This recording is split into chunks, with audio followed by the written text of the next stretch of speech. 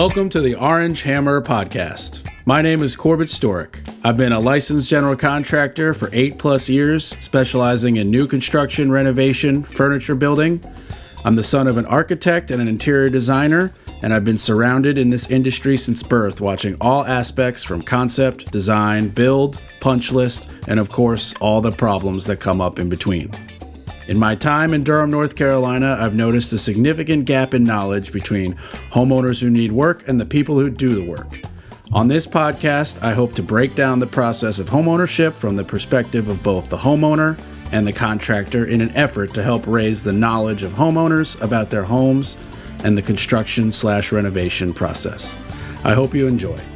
If you're enjoying the Orange Hammer Podcast, or if you have a topic that you want covered, or have recently done a project, please contact the Orange Hammer Podcast. The Orange Hammer Podcast is on Instagram and Facebook. Please like and subscribe, share on whatever platform you're enjoying your podcast on. Also, check out our YouTube channel, The Orange Hammer. The Orange Hammer Podcast is proud to be brought to you by CRS Contracting LLC for all your construction and handyman needs, new buildings to renovations, furniture building, EV charger install, or even a TV mounted. You can call me, Corbett Storick. It'd be my pleasure to help you. You can find me on Instagram at CRS Contracting. WSDG, the Walter Storick Design Group, specialists in architectural and acoustical consulting. Check out WSDG.com. And Taylor Bragg, for all your artistic needs in all mediums. You can find her on Instagram at brag_about_art. That's brag, BRGG, with 2 G's. She's the fantastic artist behind the Orange Hammer logo, and she did my fantastic table painting of my podcasting table.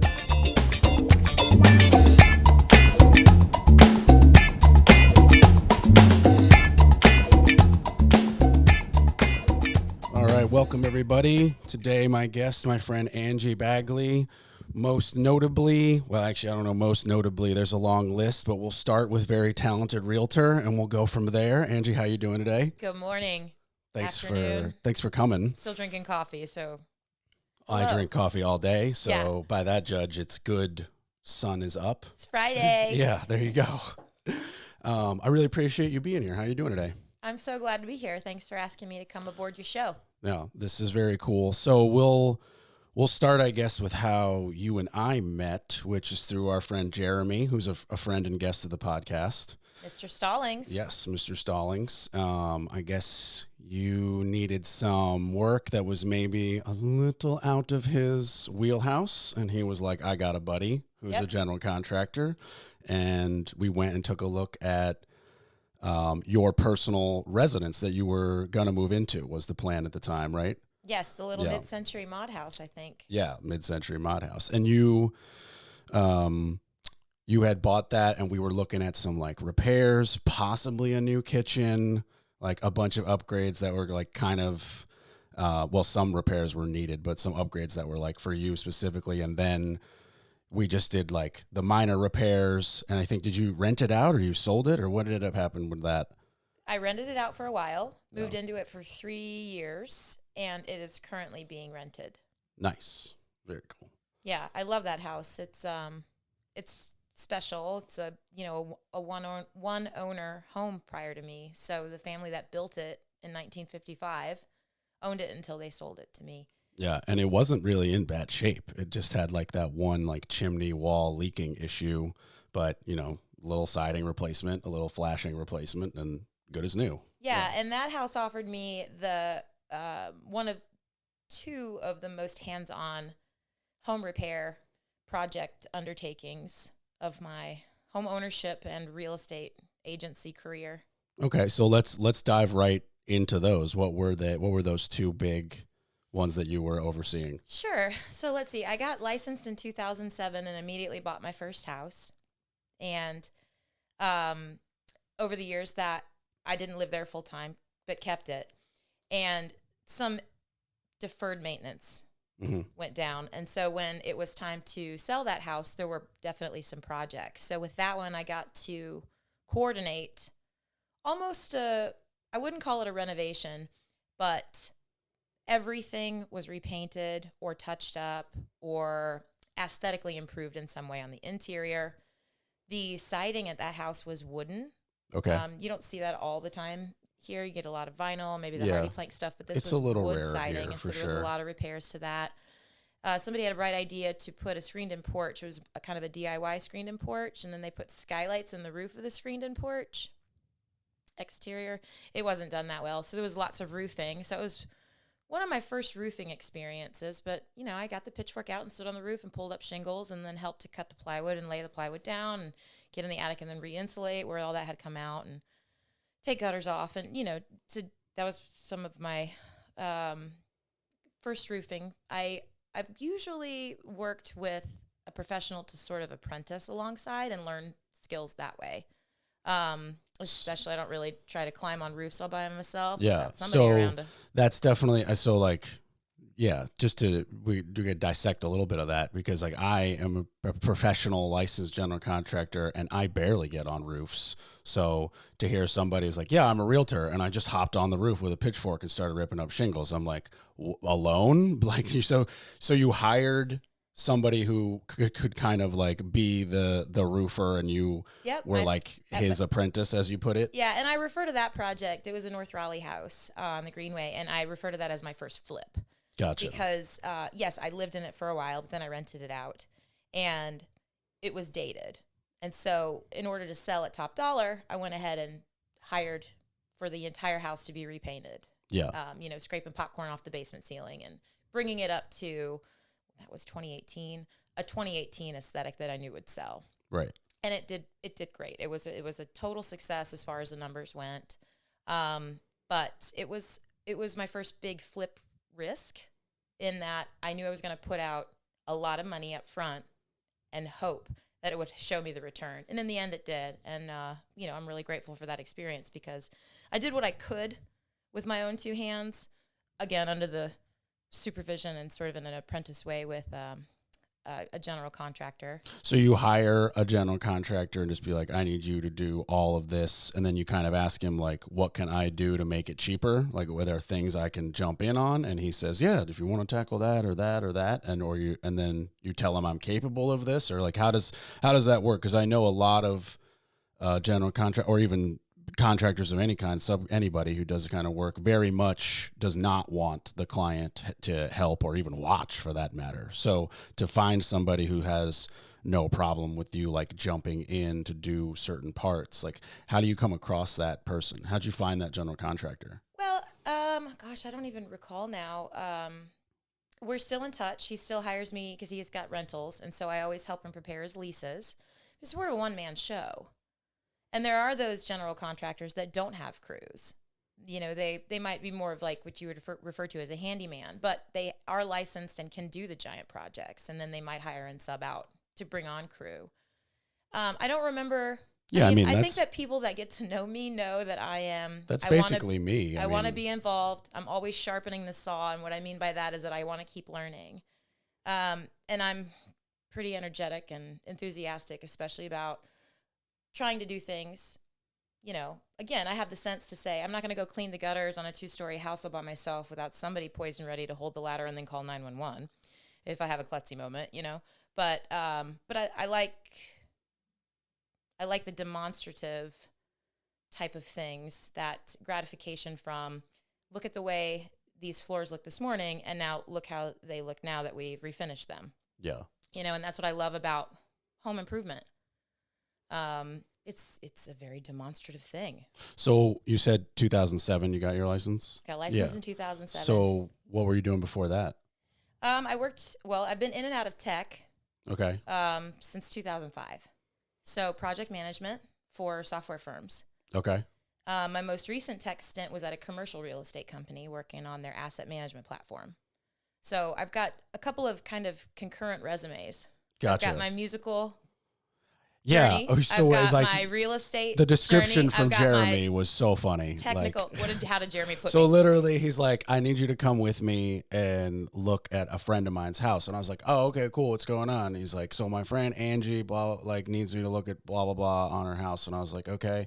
And how do you know Angie? And he was like, I don't think if he said like, I know her from college or I know her from high school. I don't remember that part, but he was just like, she was this badass music playing roller derby chick, and now she's a realtor in Raleigh. And I was like, roller derby? I don't even know if I know what that is. And he like pulled up a YouTube clip, and I was like, what? And he was like, yeah, see the one that just wrecks people? That was Angie. And I was like, oh my God, what? Well, that was my derby alter ego, and her name is Deviled Legs. Deviled Legs. And then literally I meet you, and you can look me in the eye because I'm 5 minutes, tall. Well, that's true. You are tall, but I mean, in 5 minutes, we're done inside the house, and we're all three crawling under the crawl space to look at like where the damage was.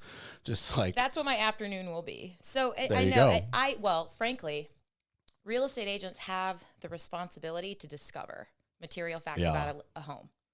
And nobody ever does. I went to a listing on day one on the market. I opened the crawl space door, and there was water gushing out of a pipe.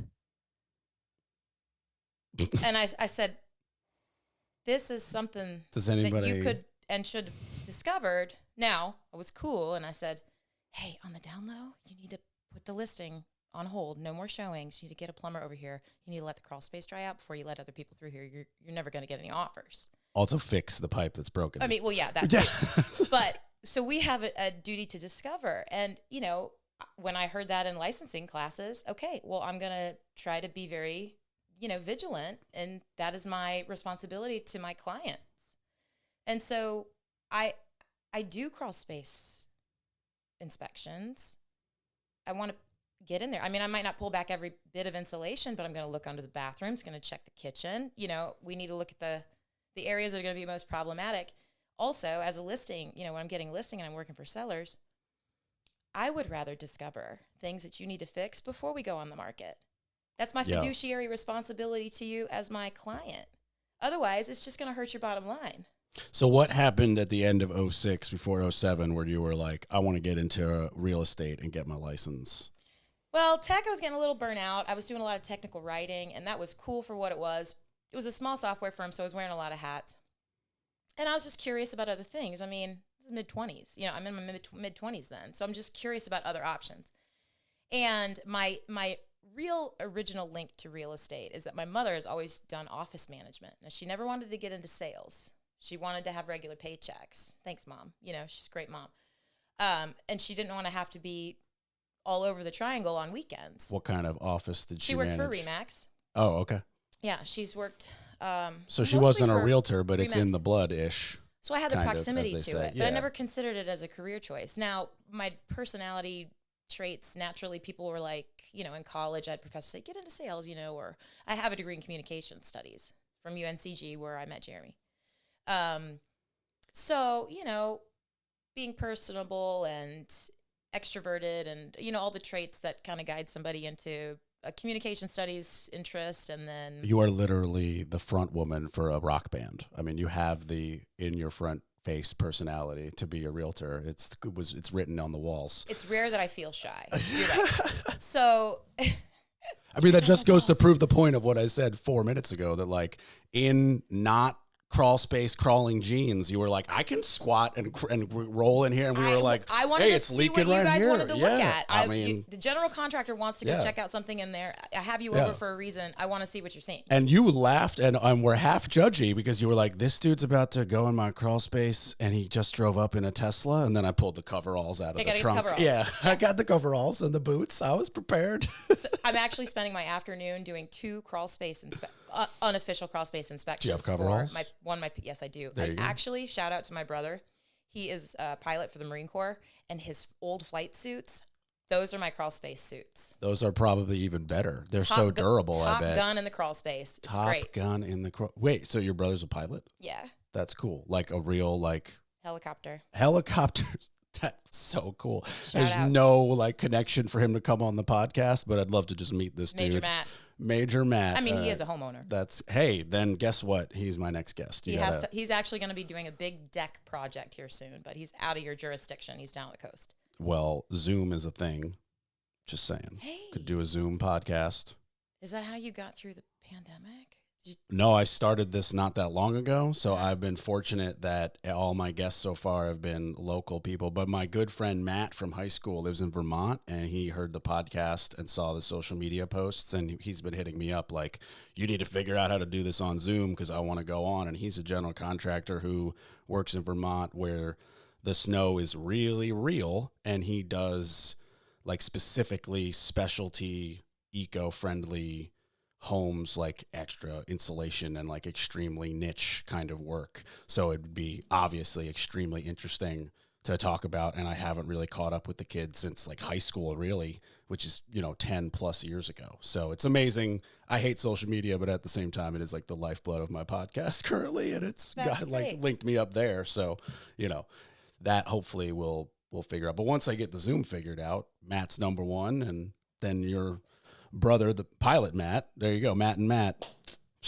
I know, shout outs. Yeah, Matt and Matt. That'll be my new podcast, the Matt and Matt Show. Well, I think in the last episode that you released, you mentioned something about a crime and food podcast. Oh yeah, you said it in jest about Walmart, but I thought that you might have something there. Yeah, my girlfriend, shout out my girlfriend Jen. She loves this podcast called Wine and Crime. And it is like, it's very popular. They're so popular that like they're professional podcasters. Like they make a lot of dough, and they do like live shows and stuff. I'm not like into true crime, and I don't drink wine, but I got to admit the little bits that she has played for me, I am just dying. Like the Minnesota accent for one just gets me, and they're just like the one episode they're reading hate mail and just loving it, and I was dying. I think hate mail would be great, especially with robust wine. My God! That sounds like a good time. I'll have to check that out. Yeah, I mean, if you like wine, which everybody but me does, and you like true crime, which everybody but me does, then you'd probably love that podcast. Yeah, I just can't get into it. But it has been funny, the little clips. But anyway, coming back full circle there. So tech burns you out. You want to try something new. The connection with your mom. Real estate found me. So there was a group of young, killing it women who had teamed up. They were starting a new team at Remax, and they were recruiting buyer's agents. They needed more bodies because they were getting so many leads they couldn't field. So keep it in the team. Hire a buyer's agent. Good problem to have. Start to build your passive income as business owner, and take a cut of every sale that I could negotiate. Keep together. And that's what happened. And so they brought me in. So I got licensed in summer of 2007, and I haven't looked back. And I mean, I love it. I love it. I love it so much. Every house is different. I love working with clients in that educational capacity. It's a really precious and important investment to make. Yeah. It's, a lot of the things you just mentioned are where this podcast was born from. I don't sell people houses, but it's an important thing when someone wants to build one or add a whole addition, and like it matters to me. And a lot of people don't know enough about their home, and that was like literally what birthed this podcast. Yeah, and I love what you're doing. I think that people that are interested in something are going to go and seek information about it. But so many of us take for granted the walls in which we live. We don't know what's going on behind the drywall. We don't think about what's going on behind the drywall. More so, we're focused on what are we going to hang on the drywall. Yeah. But when there's a problem, you need to know what's going on in the places that you can't see. Yeah, and the most money is not in the trim you're looking at. The most money is in the guts that you can't see. Like, and the more so, the boring plumbing stuff, and right. the wires and the HVAC. That's where the money is, and that's really what you're paying for. I mean, obviously, window breaks, fix window, yeah, but like, the creature comforts are all the stuff inside the wall: electricity, hot water, running water, heat, AC, whatever. Like those are all the guts we very much take for granted until the second they break. Exactly. Yeah, and it's become just a constant an issue of me of getting calls to go out to houses to give bids, and just the complete and utter total disconnect of like, something they want to do because they saw like maybe like a Pinterest post or something like that. And they're like, this, could be like a $300 or $400 thing. And I'm like, no, you're missing a whole zero because you got to take all your tile down. You can't just pull the tub out. Like it's not connected that way. And they're like, what? That doesn't make any sense. I'm like, yeah, it does. There's a lip on the tub. The tile goes over it. Like, and I'm like, how do you, like, water would just leak? How do you not know that? And I'm like, well, they don't do this every day. That's why they don't know that. Like, they don't watch tile get installed. I do. And it's burned into my brain. It's burned into your brain, and you don't even watch tile get installed, but you've done enough projects and you're a real estate agent. And owned enough houses. And own enough houses. Yeah. So that's where that came from. I was like, how do people just not understand, like, the way things are connected in the home that they spent the most amount of money they're ever going to spend on in their whole life, or like are locked into some 30-year mortgage for the rest of their life, whatever. Anyway, you get my point. I'm rambling. But going back to so you're building this team. You get hired because you're just like, not enough bodies. Yeah, I just they came to me. It found me. Yeah. This team, I'm going to visit my mom at work occasionally, and they're like, "What's your daughter up to?" Mom said, "Tech, but she's, is kind of bored at this current gig." And I said, "Well, let's talk to her." Yeah. And so I got recruited in. So then the funny part is that within a year, there was a falling out, the team dissolved. And then I was kind of like homeless. And so I wasn't on a team. I just hung my license. Every real estate agent has to hang their license somewhere for at least the first 2 years. And then after that, you can start your own firm. I've never wanted to do that. I hang my license now at a buddy's firm, and he's been a general contractor and a licensed real estate agent since the early 70s. He is in his 70s, and he's been an incredible mentor. Shout out to Bud. And so we have just the 2-person firm, and that's great for me. It's not about the words on the for sale sign. It's about the effort. So that's, what I do now with Greystone Management and, residential real estate brokering. And I love it. I absolutely love it. I have several investment properties, and, as we kind of enter a cooling market, and, rates have put the squeeze on activity and those that can buy, and, however many people can qualify right now to make a real estate move. I would love to educate people on how to become an investor. Yeah. So what an amazing segue. It's like you were bred for this. So before we get into that, which we very much will, when do you personally start to see, like, you're obviously buying and selling a loads of realty. And then at one moment, is there a click when you're like, maybe I need to start, picking up one of these properties and renting it out, or living in it to flip, or whatever? Like, what's the first move? When does that start to happen? So the seed was planted in, as far as investing in real estate. I think I was 20 or 21 years old, and I read Rich Dad, Poor Dad. I don't know what that is, but Rich Dad, Poor Dad is the title of a book. I might slaughter his last name, but I think it's Robert Kiyosaki. And I won't get into it. Give it a Google, give it a read. It's probably one of the most important books that I've ever read. And it introduces the power of using other people's money to make you money. And it introduced to me the concept of passive income and making passive income through real estate. And real estate as an investment vehicle and all the benefits of it, the tax breaks, all the things. So I'd read that book, and it opened my eyes, and, it was always just kind of in the background, the seedling. And then getting my real estate license and starting to enter hundreds of homes. And I mean, that's the cool thing about being a realtor is I get to go into any house that's listed if I want to. Yeah. And not a lot of people have even had that kind of an experience.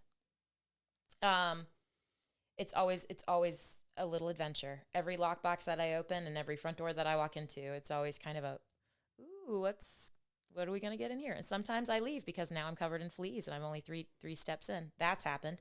That's gross. Yeah. Wow, Doritos in the bed. Doritos in the bed during the showing when there's going to be people in there. Okay. Doritos all in right, the bed. cool. Let's great. leave the garbage, overflowing onto the floor during a showing. I've seen it all. But then there's like the fresh baked chocolate chip cookie people, and there's light jazz playing, and the lights are all on, and those kinds of showings too. But do the cookies help? When I said earlier that I love real estate, I'll do this until I'm probably physically unable, because it's just is the lemons thing true? the lemons. Yeah, you got to put like a bowl or a vase of lemons on your kitchen counter. That helps sell houses. It's like this myth I've heard The since lemon I was young. I've I've seen it on countless like TV shows Oh and my movies gosh. where they're like, "We're getting a divorce. We're selling the house. Go buy a bag of lemons." A bag of lemons. Yeah. I can't believe that this has escaped me. I mean, I don't But I know don't if really it's watch true. TV, so Well, there maybe you that's go. why. I watch too much TV. But no, there is a patron saint of something that people bury upside down in the yard. Have you heard that one? No. To help sell the house? No. They even sold a little plastic statue at the realtor store in Cary. At our Raleigh Regional Association of Realtors, they had the little saint guy. I can't believe I don't remember that right now. Yeah, you'll have to give that a look. Wow. Saints, lemons, we're going to summon everything we possibly can. In this market, you don't have to, but I think that's hysterical. It's funny. So what's the first investment that you get into look like? Is it something you want to buy to flip or rent out? Is it local? Is it a house? Is it one bed? Like what kind of? So my homeownership journey went, I got a foreclosure in 2011. Okay. Remember those things? I have bought 2 of They're them. mythical now. Yeah. That's not happening. But the No. foreclosure market was really strong. 2008, 9, 10. I guess it kind of, the foreclosures finally started hitting 9 and 10. Anyway, I bought a foreclosure that didn't need all that much work. Was it at an auction? It was hugely discounted. No, I believe it was listed in MLS. Really? Yeah. Okay. So we didn't do that, but one time we did buy a foreclosure at an auction. I had to go to like the courthouse in Durham, and it was hysterical. I literally walked in and there was nobody there. And the lady was like, "I legally have to read this." And she read this whole thing and she went, "Does anyone have a bid? Say aye." And I chuckled and went, "Aye." And then she went, "I'm sorry," and went, "Anybody else?" And she literally, like by law, she was like going once, going twice, and I'm giggling. And she's like, "Okay, sold." And it was like literally she was like, "It's listed for, whatever it was." And she was like, "By law, you have to go that amount plus a minimum of $100." So I was like, "Okay, that amount plus a minimum of $100." Like it was hysterical. That sounds like a gift from the universe. It was a experience gift. as Yeah. at an auction. I've witnessed a few auctions. I mean, I was ready to bid, but I didn't get in the mix. I've seen the ones where you got this piece of paper on a stick that you have to raise, and that's your signal, and that's how you communicate that you're trying to place a bid. Literally on the property, on site of the property, they open up the house for an hour before you can parade through there. Everybody parades through there, and then there's a guy with like a little traveling PA At the actual at the property. actual house in the driviveway. This went down, Wow. and there were like 30 people. I didn't all know that walks that of was a life, real got their thing. clipboards, they're on their phones with their brokers or bankers or whatever. I've seen that kind of auction experience, but that's fun. Maybe once this podcast starts to get into the millions of listeners arena and you start to get all these contracts from all these networks and then they decide to offer you a show, we take this thing into like 3D, then I'll have to come aboard and help you. And we can go and you'll have your TV show or your YouTube channel or whatever, and we'll orange hammer all over, and we'll go and follow all these random different auctioning kind of opportunities. Sounds like a great we'll go episode. To the courthouse, we'll go down into the sticks, and we'll get down with the auctioneers. That would be a hoot. And see how real estate is changing hands in auction ways. If what you just manifested into the universe happens, you're hired. Okay, Like just FYI, Cool. it's done. I'll pick a resume. So hired. I don't need the resume. You're already hired. Done. Chief of Communications of Orange Hammer Podcast Incorporated, which doesn't even exist right now. So sweet. Done. Yeah.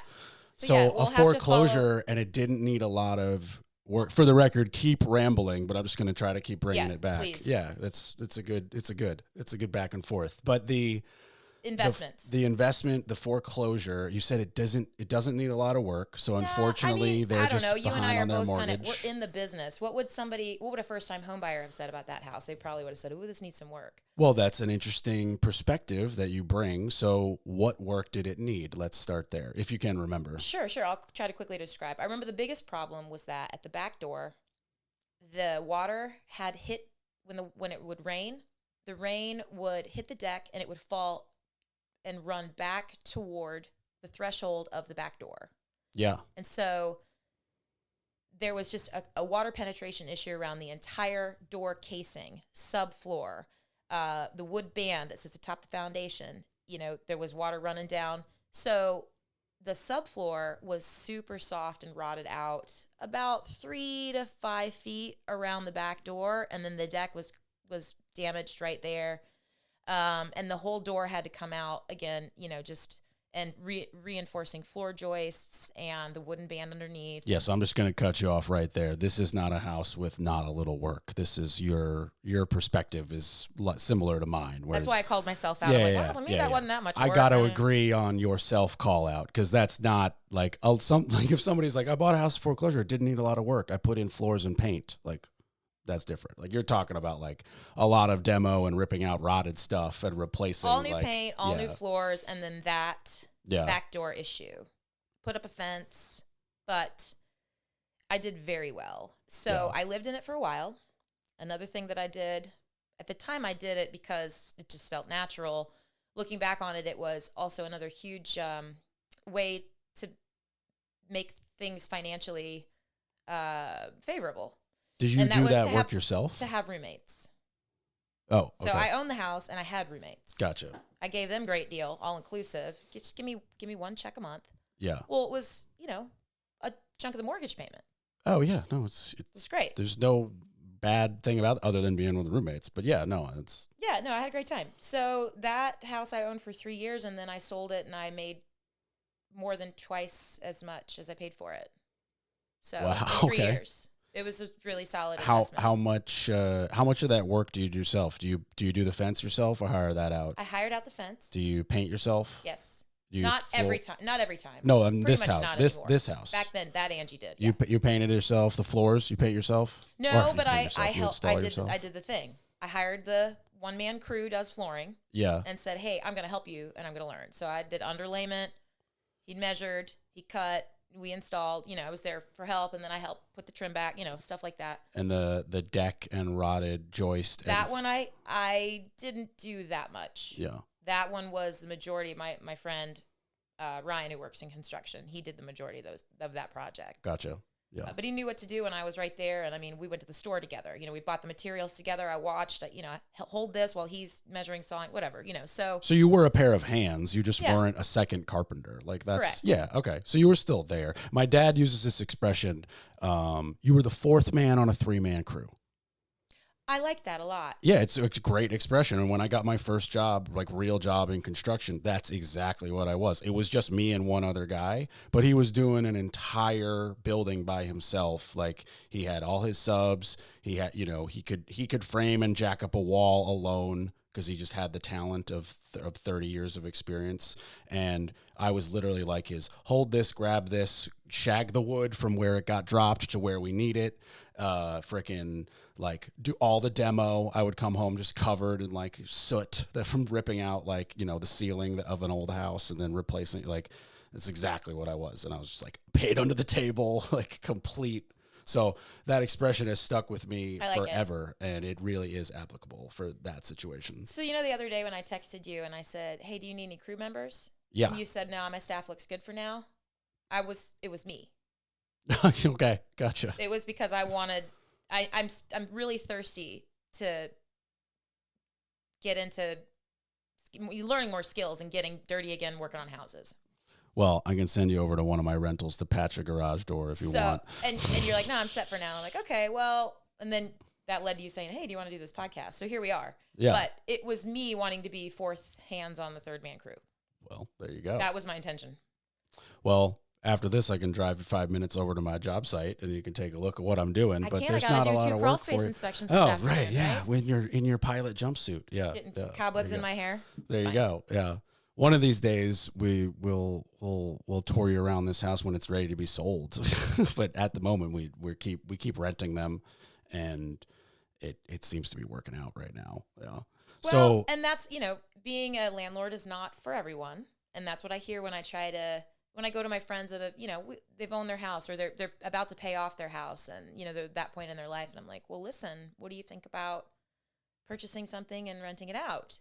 Oh, I don't want the headache. I don't want the headache. I get that a lot, and I'm thinking, why is that why does everybody think that? Why does everybody think that being a landlord is going to be this just Well, good really I think awful experience because I think in landlording is not it's not the only thing that this applies to. Like, the good news doesn't travel. The bad news spreads very fast. So when people talk about landlording, like, usually the stories of landlording are not, I bought this house and it's been amazing for 20 years. Usually it's, I got out as soon as I got in. I didn't get rent checks and this broke and that broke. Like, normal, You're right. it's, it's those kind of stories. They're more interesting at the bar. yeah. They make the better movie, True.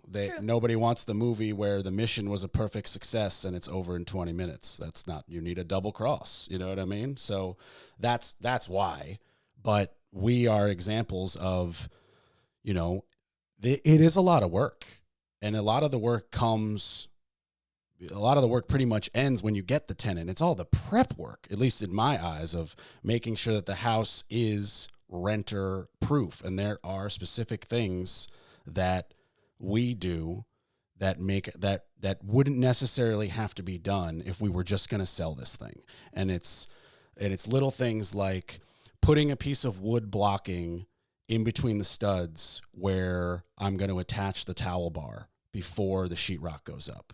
Because that towel bar rather, comes with perfectly good drywall anchors, which I still throw out and upgrade to a better drywall anchor because of just that. I see you grinning. No, because you need to do a whole episode on tips and tricks. I will. I'm going to write that down after this. But even better than upgrading the drywall anchors is putting in a piece of wood blocking and screwing that bracket with 3-inch deck screws to a solid piece of wood that you could basically do a pull-up from.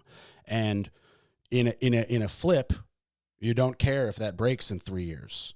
But I need this house to last 10 to 15 years, and I want that to be bomb-proof so that when I go to sell it, I don't have to do anything but paint and, there you go. And like another one that we do is we have to, by law, you got to put in a tub. You need at least one tub in a residential home. That's just the NC law, or maybe that's country law. I don't know, but I know it's NC law. But so the tub walls, though, will tile those instead of like the fiberglass panel. And it's, maybe a couple $100 more, but that gets treated better by a tenant. They care for that more. And then the master, we do like a nice tile shower with a glass door. And so like that doesn't necessarily get us a higher rent, and it costs us a little bit more the first time, but we get a better class of tenant who looks at this and goes, oh, wow, that's stunning. And they clean it a little bit more, and they don't slam it as much, and they care about it a little bit more as if it was theirs. And then another one that costs a little bit more money that we do is we don't put in Formica in the kitchen, because one hot pot that burns a circle in it and another replacement Formica, 2 Formicas is more than 1 granite. So we put the nice granite in once, and that shit lasts for eternity. Maybe you got to reseal it in 10 years before you actually put it up sale for sale. And we don't have to worry about that. And then the other thing that we do is our flooring.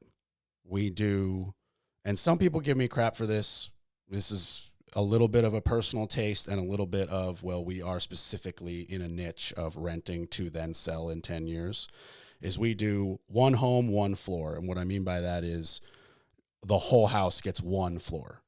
Bathrooms, kitchen, everything. We use a waterproof, glue down, industrial grade for commercial buildings only, but my mother can get this product through her dealings, and it's bomb proof. It's just bomb proof, and we put it right up to the tub. So it's waterproof, like it's perfect, no transition strips. It's easier to clean for the tenants, and a lot of tenants, unfortunately, are still in the past of using like an old school mop. And we have put tongue and groove floating floors that have just been destroyed by the excess water that seeps down through that. And you can't you can tell a tenant not to mop day one, but you can't like control that they, you know what I mean? So we're just always trying to think of like, okay, we want to put in something nice, but we also need like it really to hold up, not just for a 1 year of a flip as a warranty for a contractor, but like I'm going to be the guy who has to maintain it if it breaks, and I need it to look good in 10 years when we sell it. So those are like, it's a niche of those tips and tricks for like our specific style of flip. Well, yeah, I mean? And you're going to have things that you would do to your own home that you would never bother to do in a rental. For sure. You know, so there's a few episodes for absolutely your tips and tricks series. Oh yeah, tips for my own home or tips for somebody for their own home, that would be completely different. Like I would never put in a tankless gas Rinnai water heater in a rental. That's just giving them something for that doesn't do me any good. But in my home, absolutely. Yeah, I'm spending that money. They're worth it. Yeah. Okay, so little bit of a transition. You have a very cool, very unique, whatever, too many adjectives, but you have like a tiny home community, for lack of a better term. Correct me if I'm wrong. It's not a community, okay. But I have a tiny house. I thought you had like 3 or 4 on one like plot. No, well, okay, so you're close. Okay. They weren't all tiny houses. Okay. I bought my first investment property in 2016. And what I mean by that is that I never lived in it. Okay. Because I have turned primaries into investments and then sold them later. Right. This one you were like, I'm buying, I'm never going to live in it. Yes. Passive income. Gotcha. So I'm at the home inspection. So I've been under contract a week or so. I'm at the home inspection. I see the neighbors pull up next door. I walk over and I shake their hands. It's good to talk to the neighbors, especially during due diligence of any contract, because they might tell you things about the house that you would have never otherwise known. So I go introduce myself to neighbors. Tell me about the neighborhood. Tell me about the home. They said, "Oh, well, you're buying that house? Do you want to buy this one too?" And I said, "Are you serious?" And they said, "Yeah." And so I did. So I bought the original one that I was on the street for. Then as soon as that one closed, I bought the next one. Okay, so I want to do a little break subcategory of that. Because not everybody can just do that financially. How are you able to just be like, well, I was going to buy one house, now I'm buying 2? So those came in the wake of me doing very well on the flip. And I'm using air quotes that nobody can see. The flip meaning the one that I talked about getting on the roof with my buddy Tim, doing a lot of that work. Yeah. So I did very, very well there. Well enough to have 2 down payments. Okay, for that 2 answers that. And this is 2016, South Raleigh 2016. We're talking about a couple of $100,000 rentals. Those houses today are upwards of $300,000. Gotcha. Okay. Yeah. So I qualified. And then another reason that I have these 3 concurrent resumes is because, real estate is not guaranteed to pay because it's commission only. Yes. And you only get paid when the deal closes.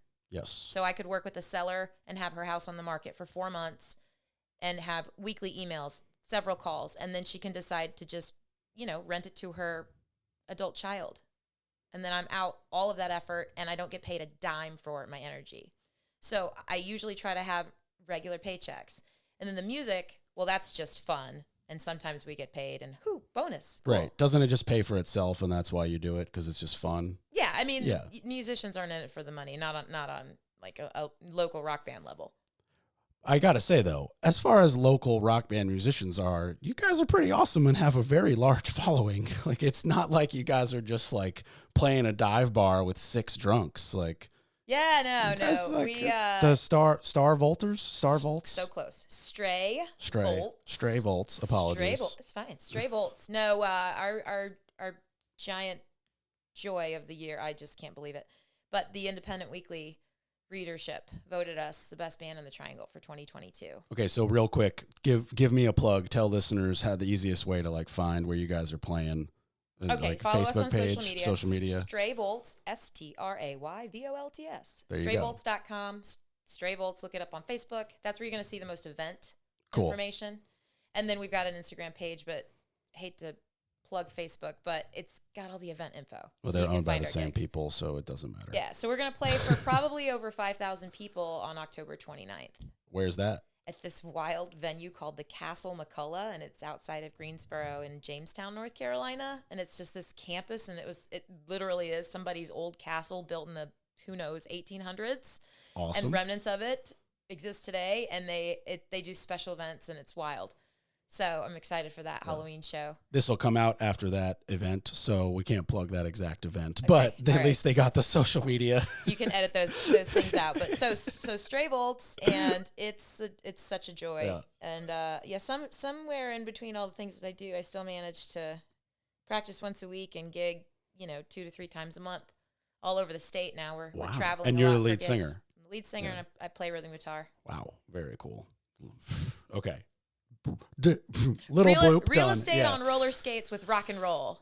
It sounds like a TV show that is being produced by the Orange Hammer podcast. I'm telling you, you offered to help me when it gets big, and then you'll be the spinoff. That's and awesome. there you and That's we all of a sudden we own HBO. Are you listening? HGTV, where are you? We're Chip and Joanna. We just are not in a relationship. We could do better than those We two. totally Come could on. do better than them. Yeah, I hear they're very proper and not very fun. Oh, I'm not that proper. Yeah, me neither. That's why we have more fun. We're friends with Jeremy. That's all that needs to be said. He was proper What? on his podcast episode. Oh, I meant in life. Yeah, we keep it a little proper on the air, but in life, we're friends with Jeremy. Yeah. Are you going to Pig Day? So I want to go to his party, but I have a girls' weekend at the beach planned. That takes precedent. Host That's before okay. bros. Sorry. Yeah, or just plans you already made before Yeah, other that plans. too. Yeah, it doesn't necessarily have to be. No, I'm just pulling your leg. Okay, so circle back. Boom, I'm buying this house on the street. Boom, I'm buying the neighbor's house on the street. So I and ended then up how with does that 2 lead to houses tiny next home? door to each other, which was a wonderful, serendipitous little investment strategy. Because you can do a site visit when you go to one, you can go to both. Yeah. And then I decided, so I loved tiny houses before they were like so totally trendy cool to like. I remember getting into the couch surfing community, which was sort of an early foray, and people were like renting out their couches and their vehicles for anybody who might be in town needing a place to live. This was all before Airbnb. So what you're saying is you should have started Airbnb and you didn't? Nah. Okay. It's gotcha. fine. No, they can have that credit. So I wanted a tiny house. So I found one on Craigslist. You're never going to believe this. Oh, you found one built already? Pretty well built. Okay. There was a lot of just more aesthetics and stuff. Like the plumbing had been done. So he's a son of a general contractor. Cool. He bought an old construction trailer Cooler. and turned it into a little tiny house. So I've had my tiny house up on Airbnb for over 4 years. So I put that in the back of one of those houses. Okay, so you're now renting out the house, and you have a tiny home behind it that you're renting out. So you and the house next door. Just income on income. So 3 properties on 1 acre, essentially, because the 2 residential homes were next door to each other, each on a half an acre, and then I put the tiny house in the back. So just this summer, I sold that first one off. So I no longer own that one, but I still own the mid-century modern. That was my house for a while, and I set up the Airbnb in the backyard when it was still my house. But in 2020, I moved into a new primary a mile away from this whole little campus. And the reason that you think, did you have a tiny house like commune? No, not quite. Still a life goal, but not quite. So I've got a rental with the tiny in the backyard. We talked for a second about like me putting my Airstream back there with it and it becoming a thing. I think that would be really awesome, because then we could have your Airstream as an Airbnb, and your Airbnb guest could hang out with my Airbnb guests at my tiny house. We could have a whole little compound. Well, one of these days you got to come look at the Airstream and tell me if you think it's Airbnb-able, because personally I don't think so, but I'd love to be proven wrong and it become a monetary passive stream of income. We need to revisit that. Maybe that's going to be our first visual episode.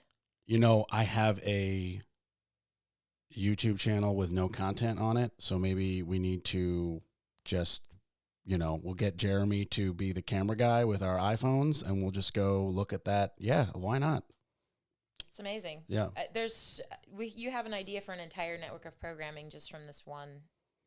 Look, just this, 2 of us spitballing. Right now, this does nothing but cost me money and fill a passion void. So any way that it can be fun. No, that's not what I was going to say. I was going to say any way that this can be fun and not be work and continue to fill the passion, I'm going to do it. So everything we're talking about is just that all sounds fun. Like going and filming the Airstream. I mean, the fact that I didn't set up a tripod and film me renovating that Airstream is a crime against social media reels, because that would have been, I mean, I literally took an Airstream from the 70s that had already been renovated and basically re-gutted it and turned it into a hair salon, which was functioning as a professional hair studio for like 6 months until this person had to relocate to another state. Not many people can say that. I don't know anyone who can say that, except for the Clipper Barber Mobile Salon Instagram page, who did the exact same thing. Nice. That I followed when I was doing it, because I was theirs is shiny and mine is not. But anyway, I got off on a tangent there. No, that's fine. So the Raleigh tiny house is up on Airbnb. You can rent it. Yeah. So how many total, as we sit here, how many rentals do you have? You got the house with the tiny home, so that's 2. I have 9 houses. And then you have 10, so you have 1 you live in, No. or you have 8 and 1. I have 9 total. Cool. And you obviously live in 1. Including the tiny. So I've got... So you have 8 properties. 7 out of 9 are rentals. And 1's the tiny home. Nope. Tiny's included in that 7. I have my house here in the Triangle, and then I have another one at the coast. Oh, cool. I got you. I have owned it for just a year now. Hence the beach trip. And I told myself... Beach trip. Boom. My house, yep. But I may start to Airbnb that one. Why would you not? Why not? I just told myself the first year I was not going to put myself through that. I was just going to have it for me and my friends of friends have, unofficially rented it. I say it's an Angie B&B because it's not up on Airbnb, but I essentially say, hey, do you want to get away? Go to my house. Contribute what you want. I'm glad I now know this. Yes. Yep. Yep, Swansboro. So, 20 minutes from my front door to the ocean. Walk or drive? Drive. Okay, that's still amazing. Yeah, it's cool. It's cool. It's a gift. That's a big bucket list thing for me. So I managed to pull that off last year. Big check. Yeah. And then this year I picked up 2 more out that way, for my investment properties. So 3 are under property management. But that doesn't necessarily mean that I don't have to do anything.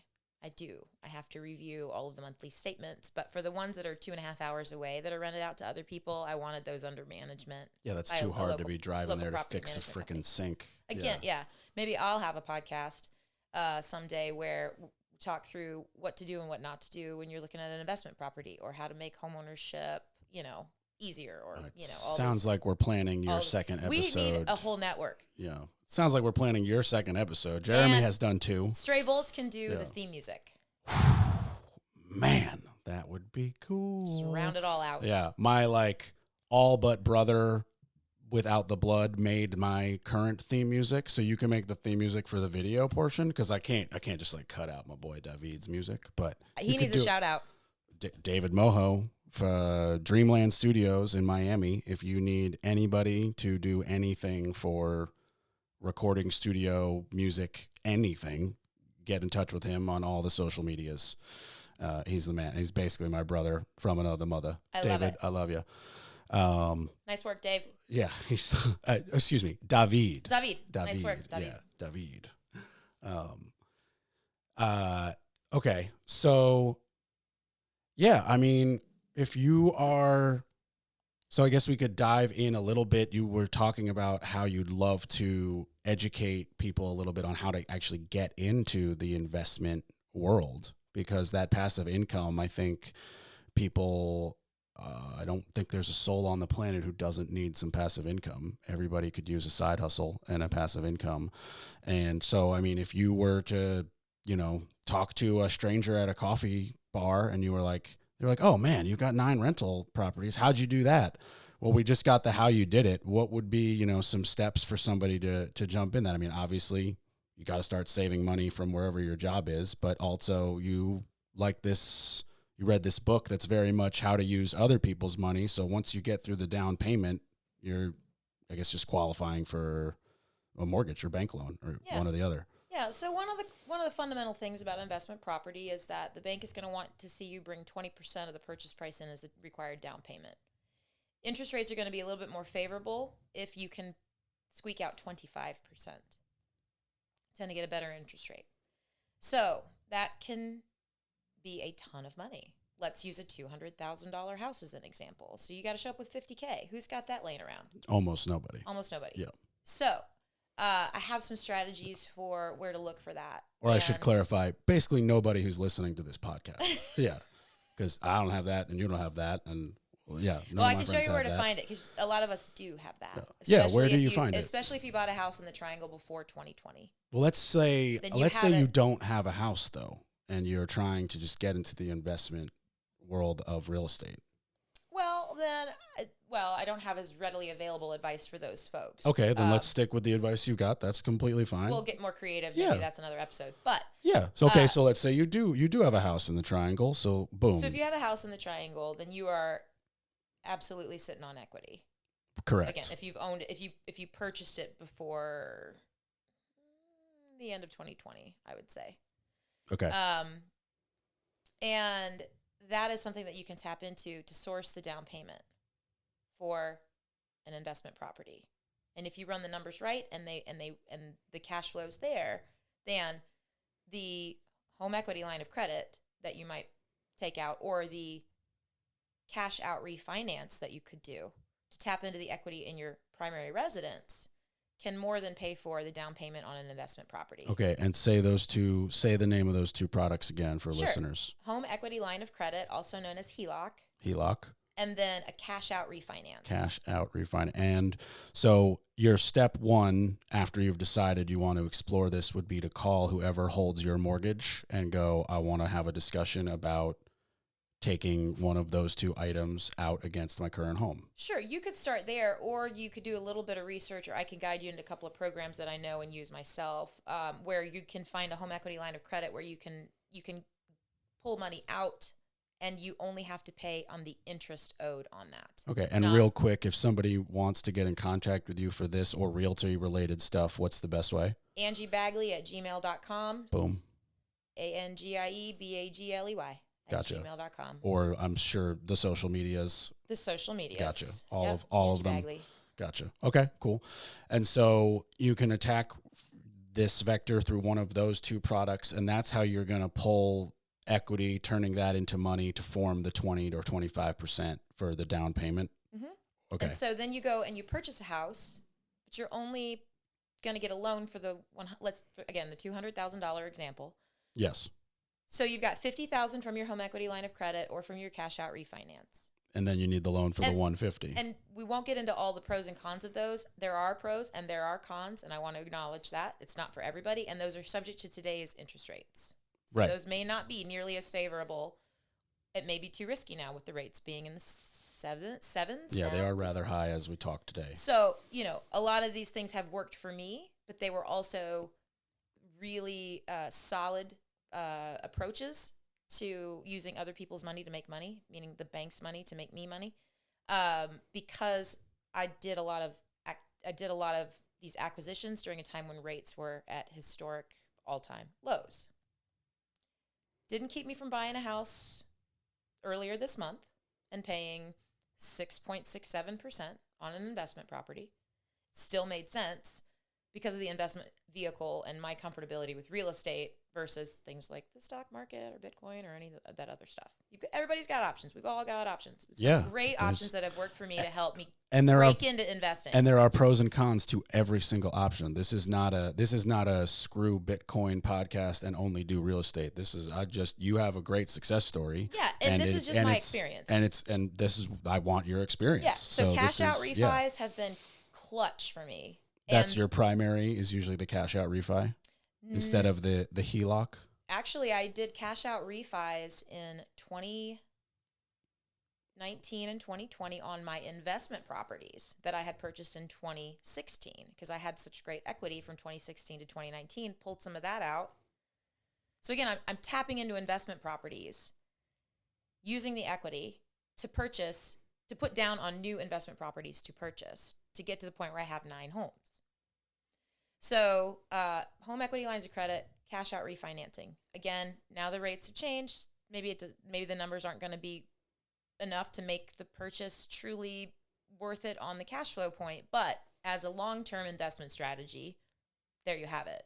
Right. It's I mean, hell, by the tangible time this airs, the rates could asset. be half. I mean, it's, it's, as you very It's so clearly said, volatile. it's determined on the rate, and the rate is volatile and literally changes every day, every half day, every week. I mean, it's, Yeah. yeah.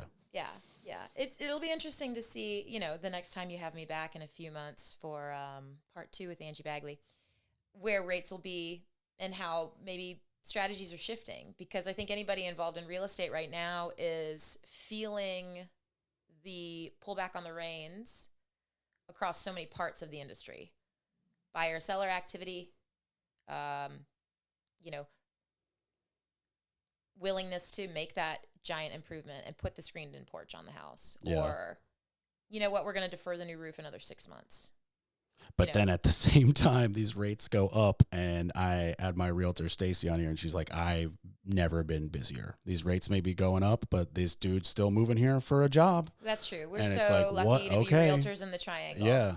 Yeah. And then I just had a phone call with a lender who's going to come on the podcast, and they were literally over a 5-minute conversation talking about, well, yeah, the rates stink, but there's these other 3 options that nobody knows about. And as a lender, I don't know how to like really tell people. I was like, this is how you tell people. You come on my podcast and talk about it.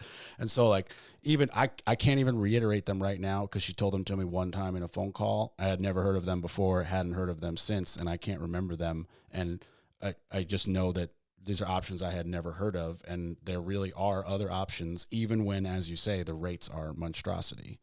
Like there's always options. Yeah. And people always need to move for whatever reason, usually a job. Yeah, and I mean, as a real estate agent, I'm in this sort of consulting and advisory capacity in people's lives, and with really, probably the most expensive thing that they have is their home.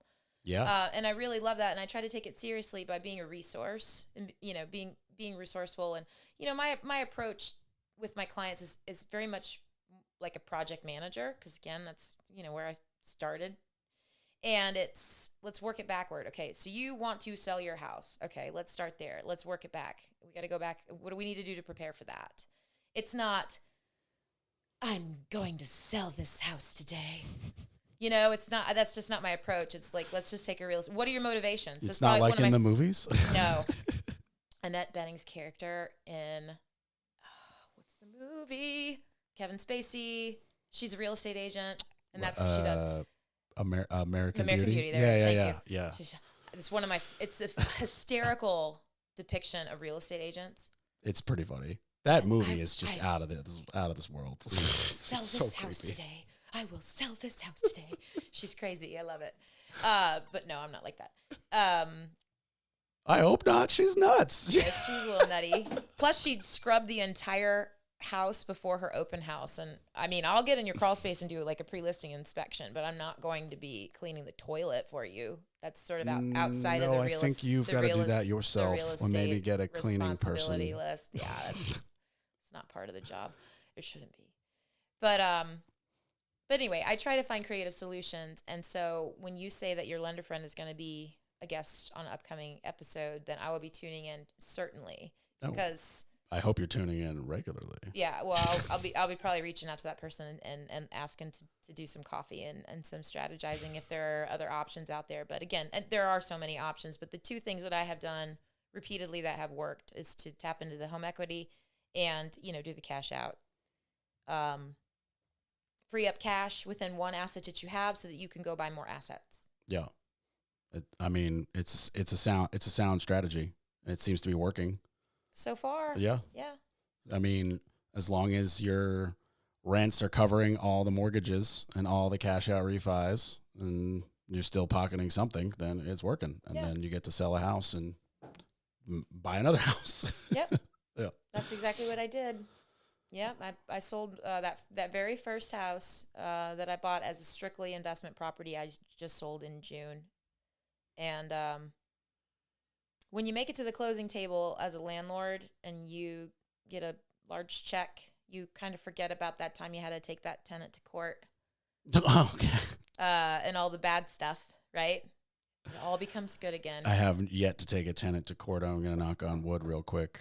Yeah, that's so when I ask you to close the podcast with your worst real estate story, is that it? The court one? Gosh, I don't know. I mean, walking into a house to show a listing and getting covered in fleas. That's atrocious. That was, I don't know, that was more gross than just having to show up. Did you just say I'm good? To say, I'm not like, gonna. I don't need to. This is an eviction proceeding, and here are all the records. Did you just say like I'm not gonna take this listing when you get covered in fleas? You I mean, I was bringing buyers in there to go see it. This was something. Oh my God! Yes, I've got buyers in tow. But no, I just thought of maybe one of the worst ones. Sorry, but you have buyers, and you're like, let's go look at this wonderful listing, and you walk in. Yeah, and I'm the first one in the door because I have to open it. Yeah, I got you. And and I look down, and I'm like, I mean, just covered in fleas. The house was that riddled with fleas, and they put it on the market that way. Do you like just text the listing agent and go, "Are you nuts?" I mean, I have to bite my tongue so much with what I really am thinking with interactions with people in this business. So I've taught myself to not respond for a while. Like, just cool it. Go get a coffee and then text Take them. care of Hey, my there's clients some first. fleas. Like, we gotta get out of here. Go, get away. Close the door. Shake the fleas off. Taking my shoes off. Shaking the stuff off. Take care of that, and then have some, and then make the phone call. Cool off and then make the phone call.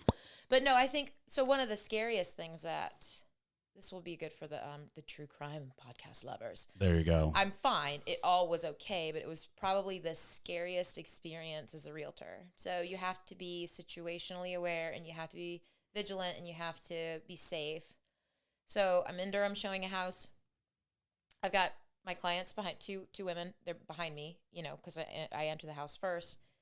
And, I'm always looking and listening and watching. I'm looking to see if, we're on camera. I'm looking to see, looking at the house, looking at the features of the house. But I'm also just looking to make sure that things are safe. And the bedroom doors were all closed. And that's not a normal. I don't see that much. Like when I show up for to show a home that's on the market, the doors to the spaces are usually open because we're gonna be doing a walkthrough. Yeah, blinds open. I was like, okay, all right, well, I think my first thought was, hope there's nobody behind those doors. Well, we were in the house for 20 minutes. We went through the living room. We went through the kitchen. I'm talking. I have a loud voice.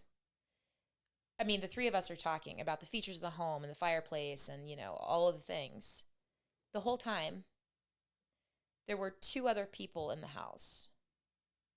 So I go to the first door and I knock. I always knock on any door that's closed. And I can see the light move under the creak, the crack under the door. And I can see that there's somebody behind there. Now, we've already been in the home for over 20 minutes, so this was really freaky. But they're really just listening. And they've heard everything that we've been saying, and it's not all been favorable because there were things about the house that my buyers were not digging.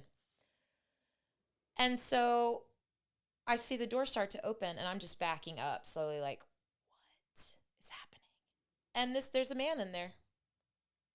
And he's like, oh, hey, sorry. And he's like kind of out of it. And I'm thinking, and I just went into protective mode. Deviled legs took over, and I was just like, dude, what are you doing in here? We have appointments. They've been confirmed. I have the lockbox combo. We've been in the house for 20 minutes. And you didn't make yourself known?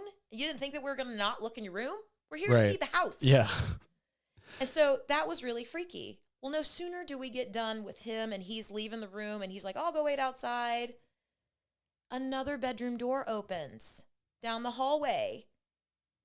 And a woman, completely different demographic, very strange, I'm thinking on my feet. I'm like, what is happening? Roommates. She comes out and she's taking her headphones off. And she's like, oh, I didn't know. I had my headphones on. I'm like, I knocked on the front door. I ring the doorbell. Always make noise. This is one of like my realtor always safety thing. Make a bunch of noise when you show up. even if it's a vacant house and it's obvious it is, I'm ringing the doorbell. I'm knocking on the front door.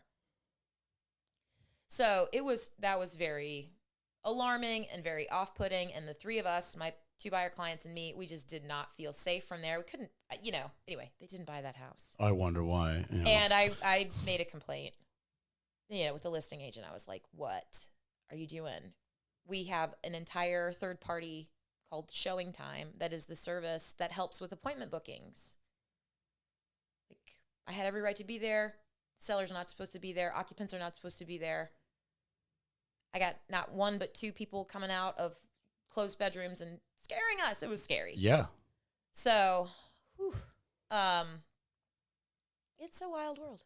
And you never heard from your 2 friends again? No, just kidding. No, we've actually did several transactions together, and I'm grateful for their repeat business. Thanks, Selma and Jen. But yeah, I mean, it's being a real estate agent, it's not for the faint of heart. I mean, I have definitely had to tour some homes and do work in some homes with like my, concealed carry piece, because I'm just not there are some parts of Durham that are still parts of Durham.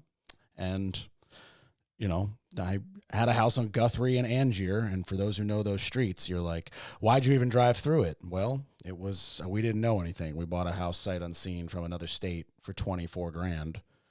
That's brave. Yeah, you're right. It was brave. It was a huge mistake. Well, that's actually not another true. episode idea. Yeah. I think we're up. Where are we up to? 7, and we've got 2 different networks. So this has been good. You got a whole backlog of content. There you go. Awesome.